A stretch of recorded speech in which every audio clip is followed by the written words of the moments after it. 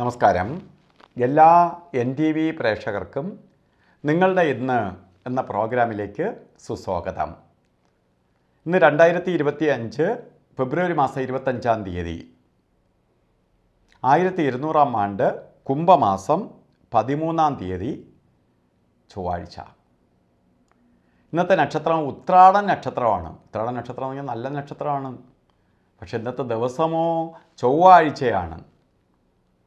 അപ്പോൾ ഇന്നത്തെ ദിവസം, അതായത് ചൊവ്വയ്ക്ക് അനുവദിച്ച് കൊടുത്തിരിക്കുന്ന ദിവസമാണ് ഇന്ന് എന്നറിയണം. അപ്പോൾ ഇന്ന് ചൊവ്വയ്ക്ക് കൊടുത്തിരിക്കുന്ന ദിവസമാണ്. ചൊവ്വയാണ് ഇന്നത്തെ ഭരണകർത്താവ്. ഇന്ന് അദ്ദേഹത്തിൻ്റെ കൂടെയാണ് എല്ലാവരും പോവേണ്ടത്. അപ്പോൾ ചൊവ്വയെ മാനിക്കാതെ പോയാൽ ചൊവ്വ നമ്മളെ പലതരത്തിൽ ബുദ്ധിമുട്ടിക്കാം. എന്തൊക്കെ രീതിയിൽ ബുദ്ധിമുട്ടിക്കാം?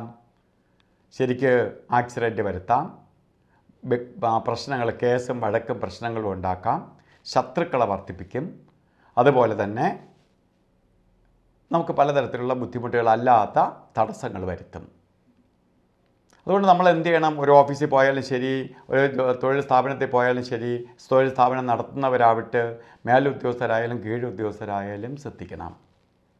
കാരണം നമ്മളെ വാക്കുകളും പ്രവൃത്തികളുമൊക്കെ ഇന്ന് നമുക്ക് തന്നെ നെഗറ്റീവായി മാറ്റും.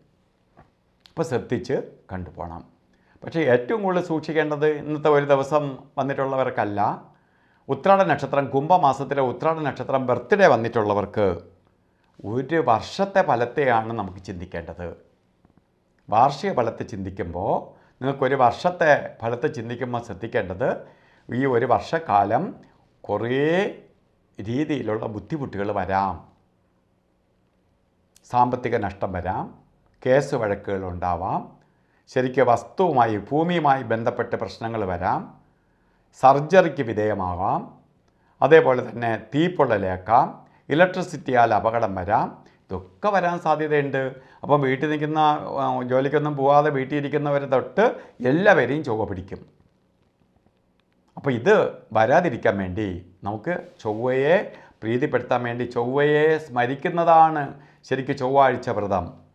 അന്ന് നമ്മളെ ഇഷ്ടപ്പെട്ട സാധനങ്ങളെല്ലാം മാറ്റി വെച്ചിട്ട് അന്നാണ് ശുദ്ധ വൃത്തിയായിട്ട് ആഹാരം, മത്സ്യമാംസാദികൾ കഴിക്കാൻ. ഇന്നിപ്പോൾ ആളുകൾക്ക് ഏറ്റവും ഇഷ്ടപ്പെട്ട ആഹാരമാണ് ശരിക്കും ശവക്കറി. ശവം കഴിക്കുന്നതാണ് ഏറ്റവും ഇഷ്ടമായിട്ടാണ് ആളുകൾ കാണുന്നത്. അതുകൊണ്ടാണ് കടകളിലൊന്നും ഇപ്പം എവിടെ കയറിയാലും ശവമേ ഉള്ളൂ. അതുകൊണ്ട് കാരണം അതാണ് ഇഷ്ട ആഹാരമാക്കി മാറ്റി. അതുകൊണ്ട് അന്നത്തെ ദിവസം അത് കഴിക്കണ്ട. അന്ന് മറ്റ് സുഖങ്ങളെല്ലാം അങ്ങ് മാറ്റിവെക്കുക. അതേപോലെ തന്നെ പ്രാർത്ഥനാ നിരതരായി ഇരിക്കുക. നമുക്ക് ഇഷ്ടമുള്ള ദൈവത്തിനെ പ്രാർത്ഥിക്കുക. അതുപോലെ നമുക്ക് ഒരു കവചം പോലെ സുബ്രഹ്മണ്യ യന്ത്രം ഈ ദോഷങ്ങളൊന്നും എഫക്റ്റ് ചെയ്യാതിരിക്കാൻ വേണ്ടി ശത്രു സംഹാര യന്ത്രവുമായി ചേർത്ത് ദേഹരക്ഷ ധരിക്കണം. അതൊരു വർഷത്തേക്ക്. അതെങ്ങനെ? ചിലർക്ക് ദേഹരക്ഷയായിട്ട് കഴുത്തിലിടും, ചിലർ അരയിൽ കെട്ടും, ചിലരുടെ പേഴ്സിൽ വയ്ക്കും. എങ്ങനെയെങ്കിലും ശരീരത്തിൽ ഉണ്ടാവണം, നമ്മളെ കൂടെ ഉണ്ടാവണം. യന്ത്രത്തിന് പവറുണ്ട്.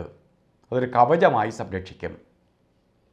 അതുപോലെ ഇന്ന് ഓരോ കാര്യത്തിനിറങ്ങുമ്പോൾ രാഹുകാലം നോക്കി പോകണം.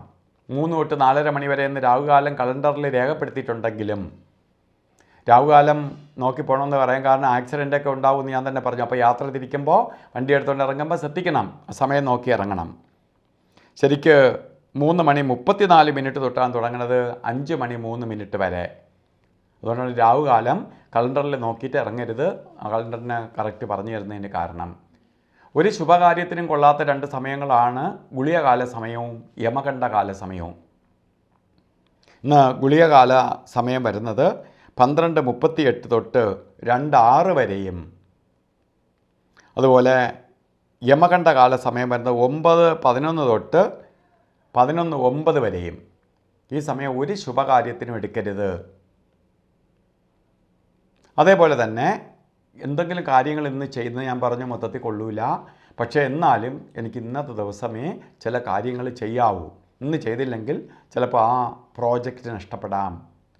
എങ്ങനെ ഒരു സാഹചര്യം വരികയാണെങ്കിൽ നിങ്ങൾ അഭിജിത്ത് മുഹൂർത്തത്തെ ആശ്രയിക്കണം. 12:14 തൊട്ട് 1:02 വരെ വരുന്ന സമയം. ഈ സമയത്ത് ഒരു പോസിറ്റീവ് കവചം ഉണ്ട്. ഇതിനകത്ത് വെച്ച് നമ്മൾ ചെയ്യാൻ, നമ്മളെ പ്രൊട്ടക്റ്റ് ചെയ്യും ആ സമയം. അതുകൊണ്ട് ആണ് അഭിജിത്ത് മുഹൂർത്തത്തിന് പ്രാധാന്യം കൊടുക്കുക. ഇന്ന് ചൊവ്വയെ മാനിച്ചുകൊണ്ട് ഇറങ്ങുക. കാരണം ചൊവ്വയെ മാനിച്ചുകൊണ്ട് ഇറങ്ങാൻ വേണ്ടി എന്ത് ചെയ്യണം? നമുക്ക് റെഡ് കളറ് വസ്ത്രം ധരിക്കുക, അല്ലെങ്കിൽ റെഡ് മിക്സ് ആയിട്ടുള്ള വസ്ത്രം ധരിക്കുക, അല്ലെങ്കിൽ ഒരു കർച്ചീപ്പായിട്ടെങ്കിലും കയ്യിൽ കരുതുക, ഒരു പൊട്ടായിട്ടെങ്കിലും ചുവന്ന ഇത് കയ്യിൽ കരുതുക.